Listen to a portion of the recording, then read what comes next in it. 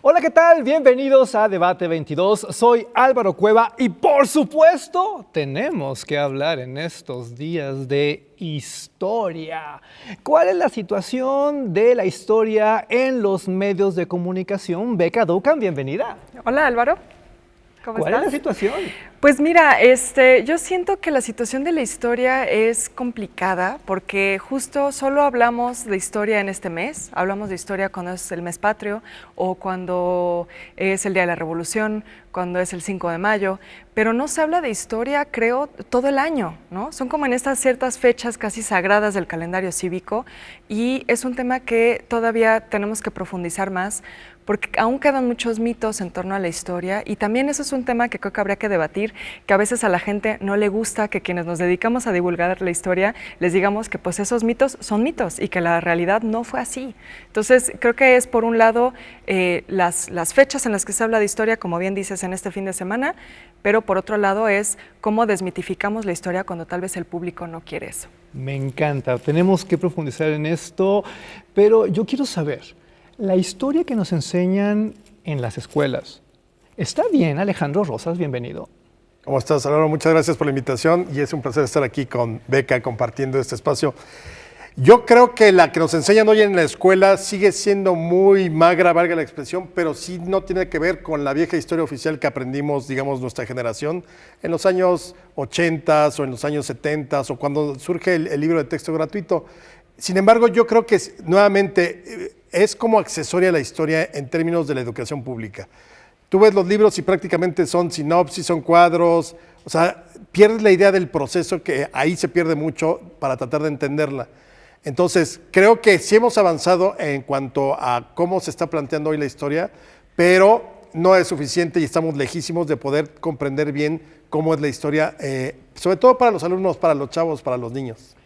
¿Usted dónde ve contenidos históricos? ¿Usted dónde aprende de historias? Hashtag Debate 22, hashtag Debate 22. Sí me interesa mucho su participación porque hay generaciones donde las monografías ocasionaron verdaderos conflictos, ¿o no, Beca? Sí, bueno, la historia de monografía creo que afortunadamente va un poco más de salida, ¿no? Creo que ya estamos superando eso. Pero fíjate que ahora que preguntas dónde la gente consume contenidos de historia, creo que las redes sociales se están convirtiendo en un espacio bien importante para eso. Se está haciendo mucha divulgación de la historia en las redes sociales, quizás más que en medios, siento, ¿no? Lo vemos creo que más en Twitter, incluso en YouTube hay algunos espacios también donde se habla de historia y no tanto en medios, menos en medios impresos, siento que en medios televisivos o incluso radio, ¿no? Hay algunos programas de radio que sí hablan de historia. En los medios siento que, bueno, no sé tú cómo veas, Alejandro, pero yo siento que los suplementos culturales son siempre de letras, ¿no? Incluso yo, por ejemplo, que realmente soy historiadora del arte, veo pocos espacios para el arte. El arte también se queda como una reseña de una exposición, claro. Pero historia del arte en los medios no se hace, ¿no? No, bueno, yo agregaría, este régimen... yo creo que lo que trae de las cosas nuevas es que recuperó la historia. O sea, la habíamos perdido, desde Fox la perdimos, Calderón, no obstante que es más lector, también la dejó ir, sobre todo con el 2010 fue una cosa que sí, prácticamente fue un fracaso. Y Peña Nieto yo creo que ni siquiera sabía escribir historia con H, o la escribía.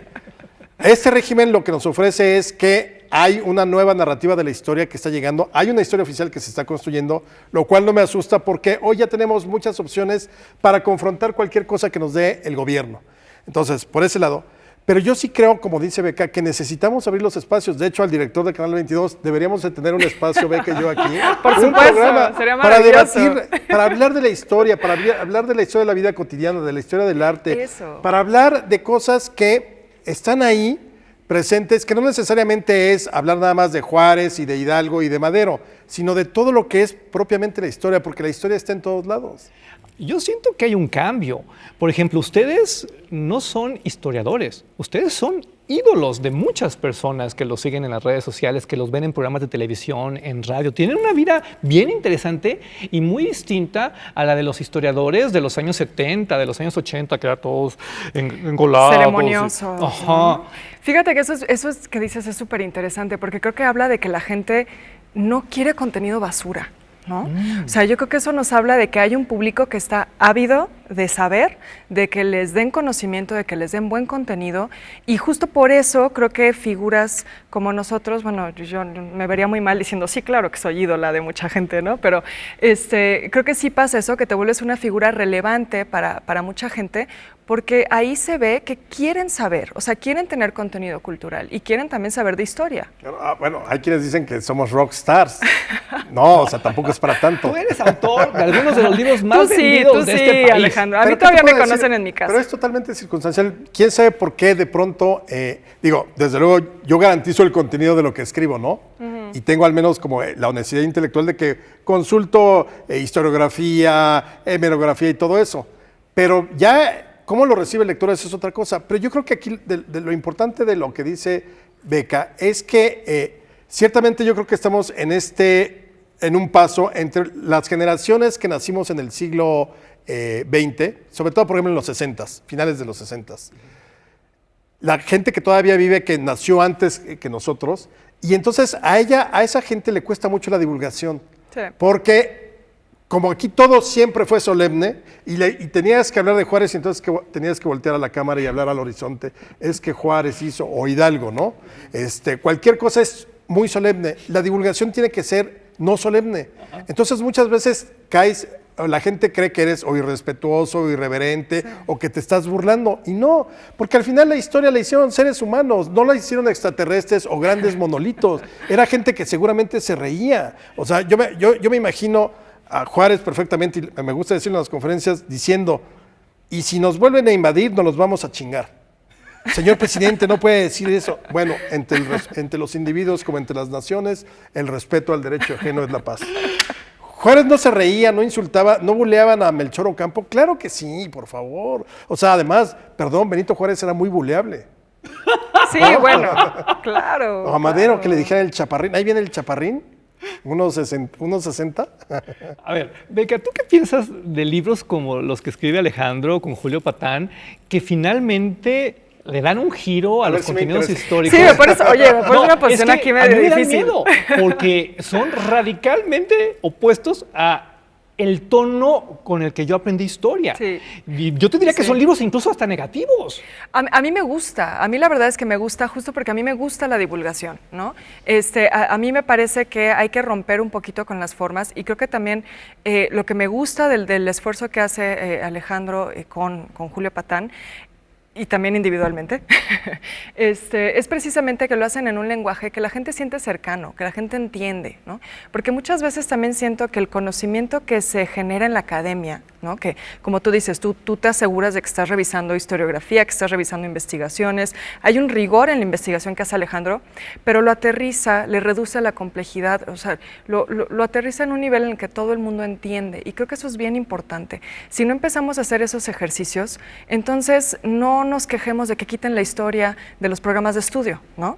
Porque si la gente no entiende la historia, no sabe para qué sirve, o sea, simplemente no lo siente cercano, pues por supuesto que sin ningún empacho lo van a quitar de un plan de estudios, ¿no?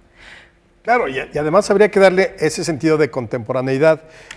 Es decir, la historia no es la efeméride. Bueno, sí es la efeméride y está padre que tengamos un puente largo. La efeméride ayuda como ejercicio de divulgación, claro, ¿no? Pero ahí no está. El sentido es que tú puedas ver reflejado, no sé, por ejemplo, un caso que me viene, lo que son las defensas sociales, ¿cómo se llaman ahora las defensas sociales? Donde estuvo Mireles y... Autodefensas. Autodefensas. Bueno, su mejor ejemplo fueron las defensas sociales en la Revolución. Armaron a los pueblos porque estaban inermes frente a los federales, frente a los revolucionarios, frente a los ladrones y a los bandidos, y entonces se armaron. Ya teníamos ese ejemplo de la historia en los años 14, 15, como hasta el 20. Se tardó muchísimo el desarme, provocó una serie de dinámicas. ¿Y qué hizo durante el gobierno de Calderón, me parece, no sé si Peña Nieto? Les dieron armas otra vez a las autodefensas. Hagamos esto. Entonces, nada más rápido. El punto es ese, o sea, hay que ver este tipo de comparativos, que la historia te sirva para el presente, no nada más como para, qué chistoso que Madero le gustaba bailar. O era espiritista. O era espiritista. Vámonos a corte porque esto se va a poner mejor, se los garantizo. Estamos en Debate 22. Continuamos.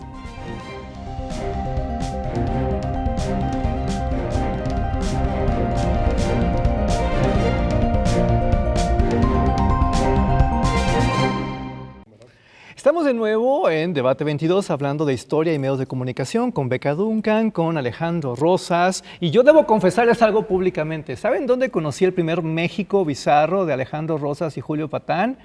En audiolibro. Porque ahora hay muchas maneras de acercarse a estos contenidos. ¿Ustedes también crean para YouTube y estas plataformas, Beca? Yo sí, hice un canal de YouTube precisamente como retomando un poco lo que hablaba Alejandro de hacer historia de la vida cotidiana. A mí me parece importante hacer eso porque justo lo vemos ahora, ¿no?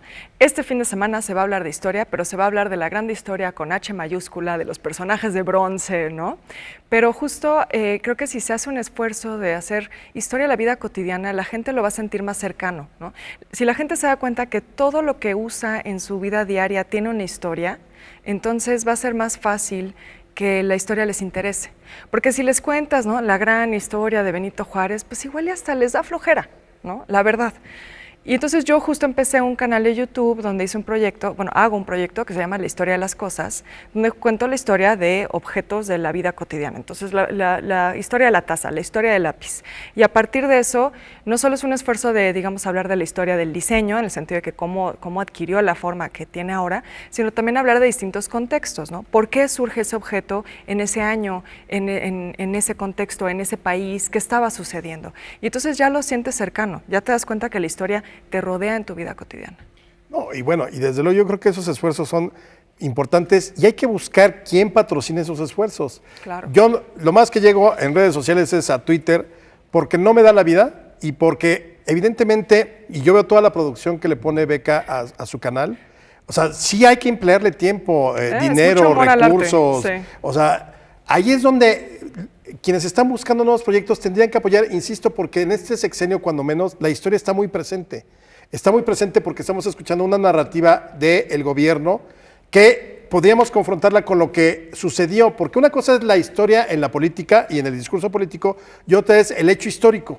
Entonces, creo que hay una mina buenísima, una beta grande para estar, sobre todo, regresar a través de la divulgación a explicar todo esto, que si la 4T, que si la 3T, que si Hidalgo, que si Juárez, que si Madero, o sea, que si los liberales, términos que no escuchábamos, yo creo que nunca los habíamos escuchado más que cuando leía sobre el siglo XIX, conservadores, la reacción, los liberales, eso era juarista. O fifí, ¿no? O sea, yo la primera vez que vi fifí fue en una revista de los años 20. O sea, se están regresando incluso esos términos. Hasta pirurris ya es un término viejo. El primero, el que lo hizo famoso fue Luis de Alba. Claro, sí, me acuerdo perfecto. Ahora, yo estoy viendo un impacto muy bonito de su trabajo, sobre todo con los adolescentes. Hay incluso chavos que quieren ser historiadores porque se les hace muy apasionante lo que ustedes les cuentan. ¿Se puede vivir de la historia, Beca? Yo digo que sí. Cuando yo escogí estudiar Historia del Arte, yo sé que mucha gente en mi familia me decía, ¿y tú de qué vas a vivir? ¿No? Pero sí hay campo de trabajo. Y creo que un campo de trabajo riquísimo para la historia es en la divulgación. Hay menos trabajo en el ámbito académico porque, híjole, ganarte una plaza es brutal. Tienes casi que, digo, con el respeto que se merecen, pero tienes que esperarte casi a que se mueran, ¿no?, para que te den una plaza. Y en la divulgación hay mucho campo de trabajo, porque la divulgación no solo es medios, ¿no? La gente muchas veces piensa, divulgación es tele, radio, ¿no?, o prensa. Pero no, la divulgación también es una exposición, ¿no? Eso también es un ejercicio de divulgación, un libro como los que hace Alejandro. O sea, hay muchas formas, como hablábamos ya, redes sociales, plataformas digitales son también otro medio importante. Entonces, si tú estudias historia, claro que vas a encontrar trabajo, y yo los invitaría mucho a los jóvenes estudiantes de historia y de historia del arte que se acercan a la divulgación.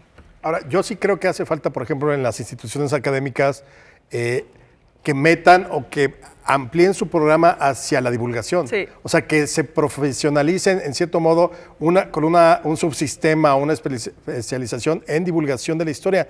Porque realmente nosotros en la segunda mitad del siglo XX tuvimos grandes historiadores académicos, pero así verdaderamente que dices, wow, a la altura de cualquier otra academia de historia del mundo. El problema es que no bajaron, es decir, no se bajaron de ese Olimpo histórico en el que estaban a la divulgación. Y la divulgación no es algo pecaminoso. Ahora, la novela histórica no es divulgación. La novela histórica es novela, es un género literario. Es ficción. Sí, exactamente, porque también muchas veces se confunde y quizá por eso de pronto a los divulgadores nos ven con malos ojos porque dicen que inventamos y no. La divulgación es un acto serio de analizar la historia para presentarla de un modo en el cual la gente pueda acercarse sin ningún tipo de complejo, con sencillez, sin solemnidad y todo eso. El problema es cuando la gente confunde la novela histórica con divulgación.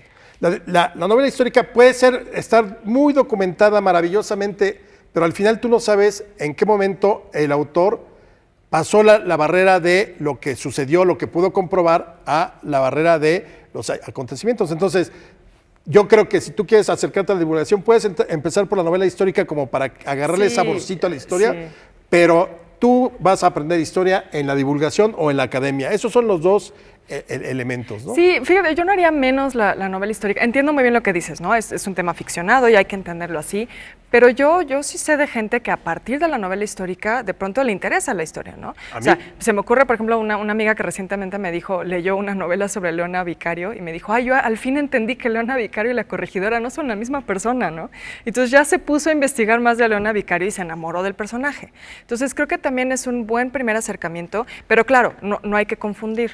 Yo creo que, claro que es el primer buen acercamiento. Finalmente lo ha dicho por ahí muchas veces Benito Taibo, sin literatura no hay historia. Yo creo que también la historia hay que contarla de una manera incluso en su narrativa como literatura. Es un gran momento. Yo lo veo, por ejemplo, en la ficción televisiva. Hay muchas series históricas o lo que yo llamo fantasías históricas, porque a partir del pretexto de la historia te cuentan cosas de hoy que están teniendo mucho éxito. Pero ese tipo de ficción histórica creo que es muy necesaria para que la gente se acerque a la historia. Por ejemplo, Chernobyl. Chernobyl está basado, una gran serie espectacular, en todo lo que sucedió en 1986. Ahora, por ahí hay un personaje, el de la doctora que está siempre presente, ese es ficción. Ese no existe, sí. Yo te aseguro, como yo o como muchos espectadores que la vieron, seguramente en el momento en que viste, sabes que voy a leer el de Svetlana, el de Voces de Chernobyl, o te metes incluso a googlear y empiezas a ver artículos, es decir, ya cumplió, la ficción histórica ya cumplió su objetivo, que es desatarte la curiosidad. Eso es lo que tiene que hacer la novela histórica. ¿Les puedo pedir un favor? Claro. Regresando del corte, ¿podemos acabar con algunos mitos de estas fechas históricas, ya saben ustedes? ¿Sí? ¿Se lo avientan? Hecho. Quédense porque vamos a acabar con esos mitos históricos que nos acosan todos los septiembres. Continuamos.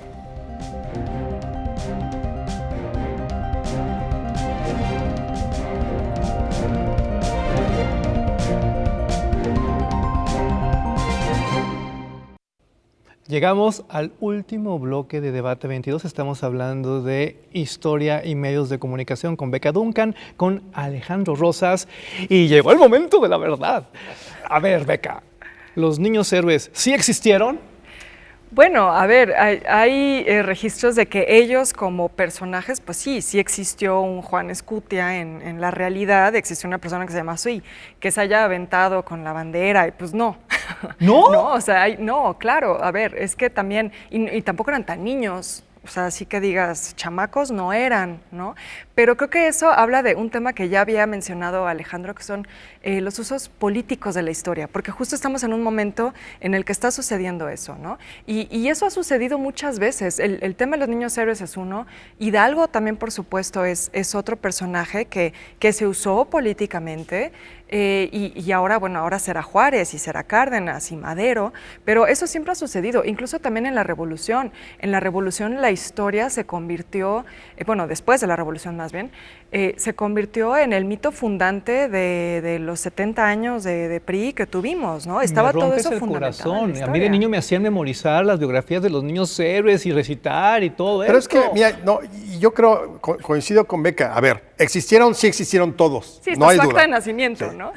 Ahora, ¿se aventó Juan Escutia? No, eso está totalmente demostrado porque el mito se envolvió para evitar que cayera en manos extranjeras. La bandera cayó en manos de Estados Unidos porque ellos la arriaron, subieron hasta lo alto y de ahí la bajaron. Sí murió Juan Escutia ahí, sí. ¿Son niños? Pues no, el más joven tenía 13 y el más grande 19. No importa, ok, concedemos que sean niños. Pero cuando vas en el trenecito de Chapultepec te dicen, ahí cayó, ahí cayó. No, eso sí no sucedió. Y luego, ¿son héroes? Claro que sí. A mí no me gusta. Para mí los héroes son el Hombre de Hierro, el Capitán América, Hulk, Thor, ellos. Para mí son grandes protagonistas. ¿Cuál es la heroicidad en estos muchachos? Que decidieron quedarse a pesar de que les habían dicho, váyanse a sus casas porque aquí va a haber una masacre, porque pelearon junto a 900 soldados mexicanos que estaban defendiendo el castillo de Chapultepec. Entonces, la heroicidad fue, pues no me voy a mi casa, me quedo a defender mi colegio y la patria, y murieron por eso. Entonces, ya, sí, son los niños héroes, sí son los niños héroes. Ahora, todo el manejo político que se dio después, sobre todo en la época de Alemania, es increíble, porque viene Truman pone una ofrenda floral en el obelisco de adentro del castillo y dice, un siglo de rencores se borra con un minuto de silencio. Uy, para como somos los mexicanos, rasgados de vestiduras, ¿cómo es posible? Maldito gringo, viene a decirnos, a echarnos limón en la herida. ¿Y qué se le ocurrió al gobierno como respuesta? Se descubrieron los restos de los niños héroes y resulta que encontraron una urna con los 6 restos, con el ADN, con el árbol genealógico, la cuenta de Instagram, Twitter, Tinder, algunos de ellos que andaban en Tinder. O sea, era imposible que encontraran a los 6 juntos, porque ese día murieron cerca de 800 personas. Sí, claro. Jesucristo sacramentado. Oye, Beca, ¿y estamos bien cuando celebramos la independencia el 15 de septiembre y no el 16? Bueno, sí, eso es todo un debate, ¿no? Que si la celebración más bien es por el cumpleaños de Porfirio Díaz, ¿no? Que si sí tiene que ser el mero día o no. Pero fíjate que a mí eso no, o sea, tampoco me parece tan grave. Al final creo que hay que recordar, por ejemplo, a un gran historiador, Eric Hobsbawm, que habla de la invención de las tradiciones, ¿no? Como todos los países inventan tradiciones y eso no tiene nada de malo tampoco, es parte de lo que fundamenta tu identidad nacional y siempre nos van a decir que son tradiciones ancestrales. Ya después el desfile de Día de Muertos va a ser una tradición ancestral. Gracias y a todo James el mundo Bond. Se lo va a olvidar que fue por James Bond y no pasa nada, ¿no? Pero fíjate que efectivamente nuestra noche del grito, el 15 de septiembre, es algo que más o menos desde los años de 1820 no se ha dejado de celebrar nunca, ni siquiera cuando nos invadieron los gringos. Obviamente en la Ciudad de México no, porque estaban los gringos en 1847, pero en Querétaro el gobierno estaba establecido y ahí hubo una pequeña ceremonia. Es decir, es una celebración ya arraigada totalmente, que está por encima de partidos, de presidentes, de grupos políticos. Ahora, sí es un hecho que le colgaron ese milagrito a Porfirio Díaz. Porfirio Díaz nació en 1830, pero ya desde esa década ya se celebraba la independencia desde la noche del 15 y se extendía hasta el 16 y se celebraba en la Alameda, sí. No se celebraba en el Zócalo. La primera fue en 1822 y fue en la Alameda. Exactamente. Sí, ahora, ¿qué sí hizo Porfirio Díaz que cambió el epicentro de la Alameda al Zócalo? Mandó traer la campana de Dolores en 1896. Esa es la primera vez en que un presidente de México toca la campana de Hidalgo. Que Hidalgo no tocó, por cierto, mandó a alguien a que la tocara. Evidentemente no es como ahora que está la banda tricolor y aquí le tocan, ¡vivan los héroes! No, pues la campana estaba en el campanario de la iglesia. Campanario, ¿no? Entonces no había una rompa esta cuerda, Acme, para momentos en que vaya a dar el grito, ¿no? Y entonces jaló, pues no, mandó al sacristán o a un propio, oiga, toque la campana para convocar a la gente. ¿Quién es el padre de la patria? Híjole, eso es un tema bien complicado de responder, ¿no? Pues es que depende de qué patria, depende de qué momento estás hablando también, porque también el concepto de patria, el concepto de qué es México ha cambiado muchísimo. Yo sí me quedo con Hidalgo. Es que no me lo van a creer, ahora en Twitter traen el cuento de que es la Virgen de Guadalupe. No. Fue importante y todo, pero a ver, es un símbolo de identidad. Antes que cualquier cosa somos guadalupanos. Entonces estaría mal, sería la madre de la patria. Sería la madre. Sí, que en ese sentido, claro. Pero bueno, este tipo de cosas, ¿no? O sea, pero yo no creo que sea tan importante al final. Decir, pues sí, Hidalgo es el padre. Etiquetas. Sí, pero sí, lo que importa es cómo se fue sucediendo y cuáles son los procesos históricos. No tener volvemos a lo mismo, este personaje de bronce, este gran ícono. Creo que al final eso no es lo importante. Si para ti el padre de la patria es Iturbide, pues mira, está bien, pues cada quien, reaccionario, ¿no? Fifí. Exacto, maldito conservador. Exacto, pero sí. Está bien, para ti ese fue el padre, ¿no?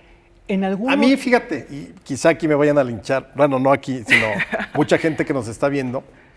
Para mí Juárez, fíjate, Juárez sí me parece otro nivel. Con todo y los errores, con todo y que seguramente se iba a quedar en el poder, porque finalmente son seres, insisto, seres humanos que tienen debilidades, tienen pasiones, pero sí creo que la virtud de él fueron dos. Una, que tenía muchos pantalones, y la otra, que se rodeó de lo mejor que había en términos políticos, intelectuales en ese momento. O sea, Juárez, sin toda su generación, Prieto, Campo, los Lerdos de Tejada, Arriaga, Zarco, todos ellos, no hubiera sido Benito Juárez. Pero sí me parece que es un momento fundacional de la patria. Pues no estás tan equivocado. Yo estuve en un reality show donde el pueblo de México votó por Juárez como el gran mexicano, ¿eh? Así que algo bueno habrá hecho Benito. Además, ahora ya puedes ver su carruaje en los billetes de... ¿En dónde En los billetes de... en los nuevos billetes. Sí, en los nuevos de 200. Los de 500. Los de 500. De 500 sí, ya puedes ver el carruaje ahí. Esos ya no son billetes, son juguetes. Está Qué padre. barbaridad. Sí, está padre. Beca, ¿en algún otro lugar del mundo celebran la independencia como nosotros? Sí, por supuesto, en muchos lugares se celebra. Digo, un ejemplo Pero que así tenemos gritos y muy todo. cercano sería Estados Unidos, ¿no? El 4 de julio es también todo un acontecimiento con pirotecnia. Digo, es distinto, ellos también traen un tema militar, ¿no? Que también es como muy importante, pero claro que todos los países lo celebran. Pero no hay esa figura como la del presidente y que se replica en las plazas que supuestamente emulan a Hidalgo, ¿no? O sea, esta ceremonia del grito sí es muy particular. Claro, Estados Unidos tiene una gran celebración de independencia, no digamos la Revolución Francesa, o sea, todo el mundo, pero aquí esta idea de todos aglutinados en torno a una figura del poder, que en este caso en la Ciudad de México es el presidente, pero lo ves en los gobernadores, incluso en presidencias municipales. Sí. Incluso, a ver... En las delegaciones, bueno, en las alcaldías. En las embajadas. En las embajadas tú podías, el embajador podía decir, hay una cena mexicana y ya, sin tener que dar ni discursos ni nada. O dabas un discurso de, recordamos hoy la independencia. Los embajadores dan el grito, tocan campana, agitan bandera. Me siento muy frustrado porque ya se nos acabó el tiempo. Por favor, comenzamos contigo, Alejandro. Conclusiones a la Cámara. Pues básicamente... Consulten divulgación, síganos a los divulgadores, vale la pena que nos quitemos la maraña de datos incorrectos y sobre todo de interpretaciones. La historia no es una verdad, son interpretaciones, son reconstrucciones. Gracias, un honor. Beca, mirando la cámara, tus conclusiones.